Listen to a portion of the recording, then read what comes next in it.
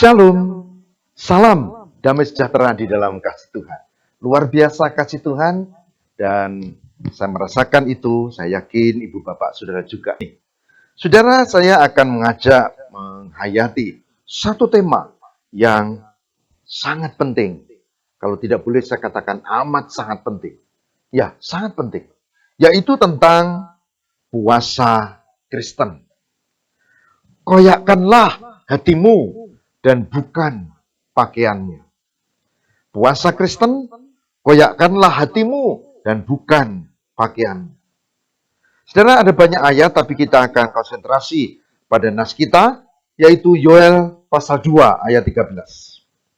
Kitab Yoel pasal 2 ayat 13.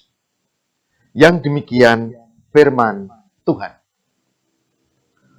Koyakkanlah hatimu dan jangan pakaianmu. Berbaliklah kepada Tuhan Allahmu, sebab Ia pengasih dan penyayang, panjang sabar dan berlimpah kasih setia, dan Ia menyesal karena hukumannya.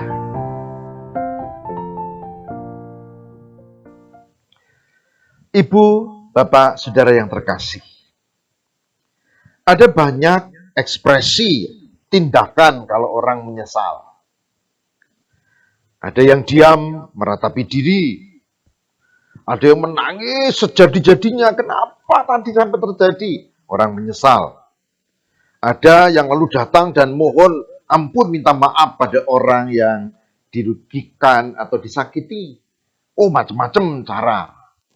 Nah, di dalam Alkitab, saudara, kita menemukan satu tradisi di mana para raja, nabi, bahkan sampai orang biasa, mereka menyesal dan mengakui dosa.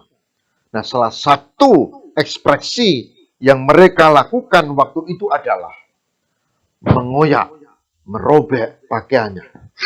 Ya, lalu dirobek. Lalu ada debu ditaruh di kepala. Itu ekspresi waktu itu. Tindakan itu memberi makna bahwa mereka mengaku keberadaan diri ketidaklayaan dosa mereka di hadapan Tuhan. Dan mereka menyesal. Namun, dalam nubuat Yoel yang tadi kita baca, saudara, ada sesuatu yang menarik. Karena apa? Nabi Yoel, melalui dia, Tuhan memberikan satu hal yang penting. Tuhan menggunakan istilah yang berbeda. Bukan mengoyakkan pakaian, tapi disebutkan dalam ayat 13, mengoyakkan hati. Koyakkanlah hatimu dan bukan pakaianmu, katanya. Saudara, mengoyakkan hati. Semua terjemahan menuliskan biarlah hatimu yang hancur menunjukkan penyesalanmu. Mengoyakkan pakaian tidak cukup. Mengoyakkan hati adalah tanda pertobatan, bukan topeng, bukan pura-pura. Kalau pakaian bisa action pura-pura. Hati adalah ketulusan, mengakui ketidakberdayaan. Oleh sebab itu, saudara, setelah Rabu Abu, umat beriman Kristen melakukan tindakan masa puasa. Mereka kemudian konsentrasi pada diri untuk mohon pengampunan Tuhan dalam pertobatan. Mereka berupaya mendengar kehendak Tuhan dan memperbarui diri seturut kehendak Allah.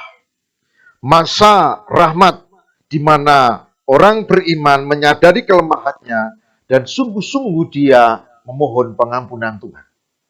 Jadi, puasa, pantang, mati raga, doa, amal kasih, itu adalah jalan yang ditempuh sebagai wujud pertobatan. Jadi jangan salah, puasa yang dimaksud bukan ritual. Tak usah tanya jam berapa kita berbuka, jam berapa kita mulai sahur. Di Kristen tidak. Coba lihat gereja. Gereja dibangun mengarah pada jalan.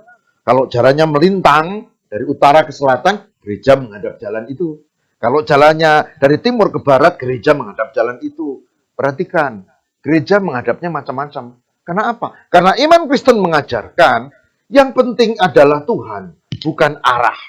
Itulah sebabnya kita belajar untuk hal yang sangat hakiki. Begitu juga dengan puasa. Puasa bukan aturannya, bukan apa yang membatalkan puasa, bukan sekedar itu. Puasa adalah penyesalan di hadapan Allah, dan apa yang dilakukan berpantang adalah cara kita. Yang penting bukan ritualnya, tapi hatinya. Oleh sebab itu, saudara, orang yang berpuasa bisa mengatur dirinya sendiri. Kalau umur 18 sampai menjelang lansia, katakanlah 59 tahun, maka dia wajib. Wajib karena apa? Mengingatkan kefanaannya, dan dia bertobat dan diperbarui dalam doa. Nah, pertanyaannya, bagaimana cara melakukan? Cara melakukannya adalah lakukan sebagai pengendalian diri. Jadi, kalau kita biasa boros, ya pengendalian diri. Kalau kita biasa makan enak, ya pengendalian diri. Kurangi atau bahkan tidak makan makanan enak, mutih misalnya. Kalau kita biasa merokok, ya pengendalian diri. Maka dipastikan, kalau ada satu daerah itu banyak orang Kristen dan mereka berpuasa dengan benar sesuai ajaran Alkitab, pasti orang jualan tidak laris. Karena apa? Karena puasanya pengendalian diri. Bukan puasanya tambah menu, tambah enak, tambah lauk, dan akhirnya tambah boros. Bukan itu. Di Kristen bukan itu. Maka lakukan saja dengan pengendalian diri. Ada yang bilang, Pak Pendeta, saya sudah hidup biasa. Bagus. Kami jarang makan yang enak. Bagus. Lakukan saja. Tambahi dengan keyakinan di dalam Tuhan. Pertobatan dan penyesalan. Ada yang bilang, kami makan 3 kali, kami kurangin jadi 2. Dengan menu, dengan jumlah, dengan kualitas, bahkan kuantitas yang sama. Bagus. Yang penting, sekali lagi, pengendalian diri. Pengendalian diri. Nah, saudara, pertanyaan yang kedua, dampaknya apa? Kalau puasa pengendalian diri, berarti tidak sama satu dengan yang lain dan tidak ada waktu, tidak ada. Tapi ini personal, ya. Lalu pertanyaan yang kedua, dampaknya apa? Dampak spiritual adalah dengan kita melakukan puasa yang benar, maka kita memperbarui relasi kita dengan Tuhan. Iman kita menjadi lebih kuat. Iman, harap, dan kasih itu menjadikan kekuatan rohani kita. Itu dampak spiritual. Maka orang yang melakukan puasa Kristen yang benar, maka dia akan menjadi lebih sabar, lebih memahami, dan dia lebih dekat dengan Tuhan. Bukan lebih marah. Oh, ini puasa kok, makan di depanku, wantemi. Bukan. Puasa Kristen, dampak spiritualnya orang menjadi lebih baik. Bukan sebaliknya. Yang kedua, dampak sosial. Dengan berpuasa membangkitkan kesadaran sosial, kepedulian, keprihatinan. Iya ya, saya makan enak. Meliwat atau menanak nasi di rumah, kalau terlalu banyak, ya harus singkirkan. Anak nasi lagi yang baru, yang lama tidak dimakan. Mungkin dibuang atau dikasih ke hewan piaraan. Saudara, saya beritahu, ada orang yang dia masih makan nasi kemarin, bahkan yang kadang agak basi pun dimakan, karena memang situasi dan kondisi. Nah, dampak sosialnya, kalau begitu, aku menanak nasinya terbatas. Lebih baik beras ini disisihkan dan diberi ke tetangga sebelah yang membutuhkan.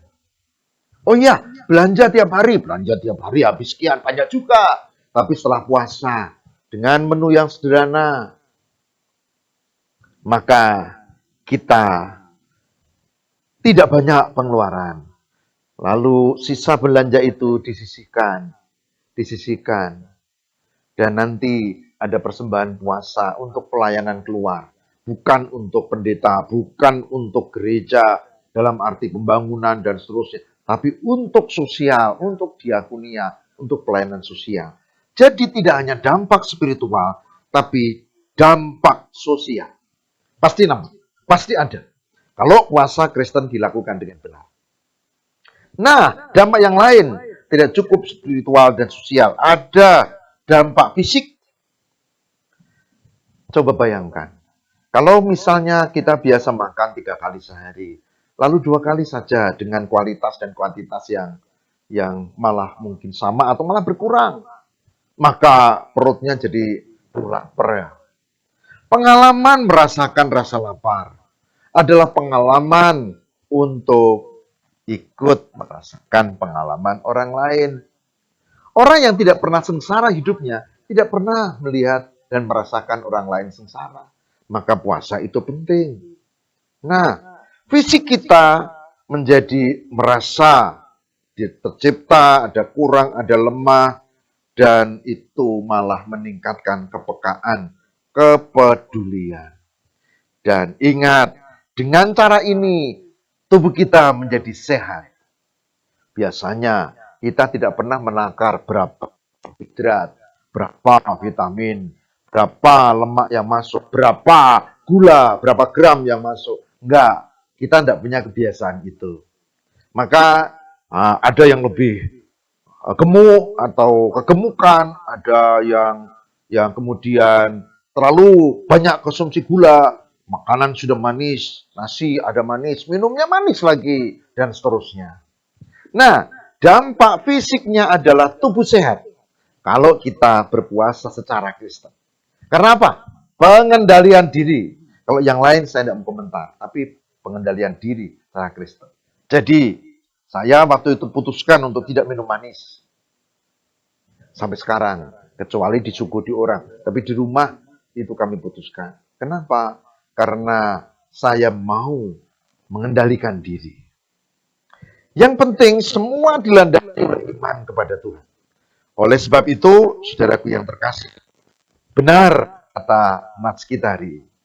Koyakkanlah hatimu, hati kesungguhan, ketulusan. Koyakkanlah hatimu, hati adalah sikap yang Tuhan tahu dan tidak bisa pura-pura. Koyakkanlah hatimu, kata Yoel.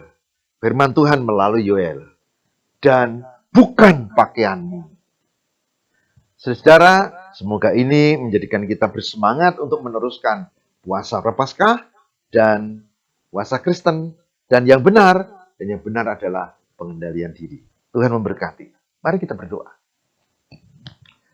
Tuhan, kami bersyukur kami memperoleh makna tentang puasa Kristen. Bukan soal kewajiban, bukan soal ritual, bukan soal cara, bukan soal bagaimana kami berbuka atau sahur. Bukan. Tapi ternyata puasa Kristen adalah pengendalian diri yang berdampak pada spiritual, fisik, dan sosial. Dan ternyata puasa Kristen dengan pengendalian diri itu membuat iman kami dikuatkan karena dilambari oleh kesungguhan ketulusan. Mengoyakkan hati, bukan pakaian. Pertobatan, kesungguhan. Terima kasih Tuhan.